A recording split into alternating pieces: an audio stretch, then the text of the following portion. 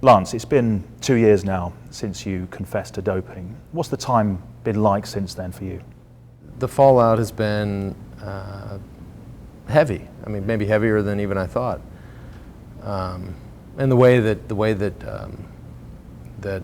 I sort of told my story or told the world through Oprah is as good a job as I think she did, or is the best job she could do for herself. You know, it was pretty brutal afterwards. So it's been tough. It's been trying.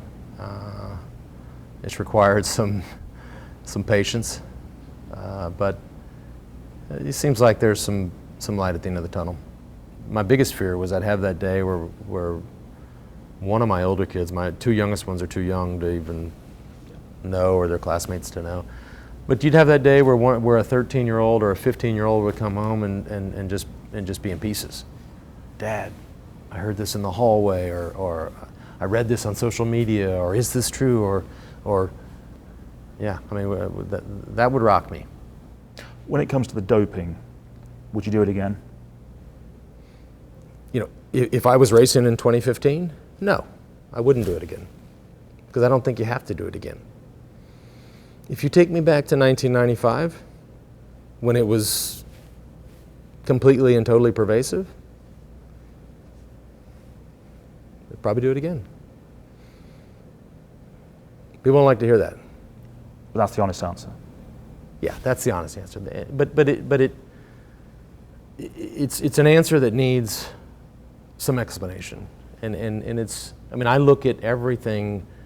You know, when I made that decision, when my teammates made that decision, when the whole peloton made that decision, like we get it. It was a bad decision in an imperfect time, but it happened. When Lance Armstrong did that, I know what happened because of that. I know that I know what happened to the sport of cycling from 1990 to 2005. I saw its growth. I saw its expansion. I know what happened with the industry, the cycling industry. I know what happened to Trek bicycles, 100 million in sales to $1 billion in sales. Yeah.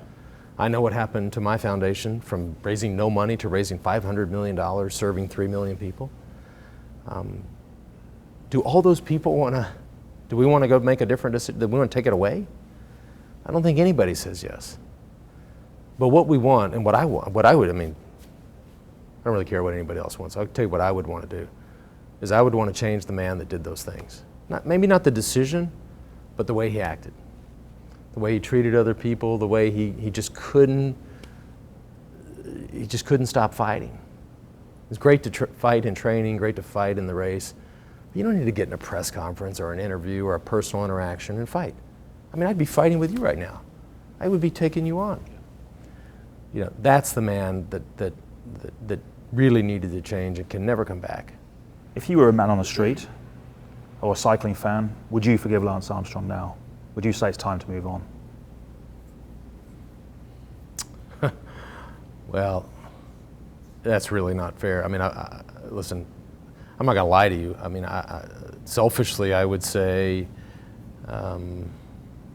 yeah, we're getting close to that time. But that's me. I mean, my word doesn't matter anymore. I mean, what matters is ultimately what collectively those people on the street, whether that's the cycling community, the cancer community, it matters what they think. I mean, listen, of course I want to be out of timeout. I mean, what kid doesn't? What's really frustrating is that if my mom got MS tomorrow, and thank God she didn't, and doesn't have it, but whatever, and that was something that I wanted to help, and I wanted to go work for, and I wanted to run the Boston Marathon and raise $100,000 for the MS Society. I couldn't do it, and I wanted to not just run. I'm going to walk it, run a little bit, walk the aid stations, and finish in like 4 hours and 15 minutes, but raise $100,000. I can't do it. That's wrong. I don't know how anybody thinks that's right.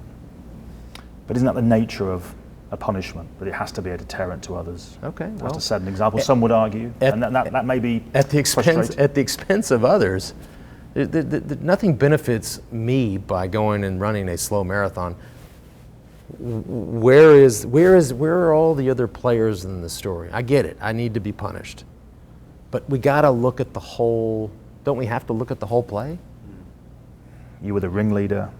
It wasn't just the doping, it was the bullying, it was the intimidation, it was the lying under, in depositions, betraying of your friends. Right. And some of that's true, some of that's not true. And there was certainly a dishonesty there that I think is totally regrettable.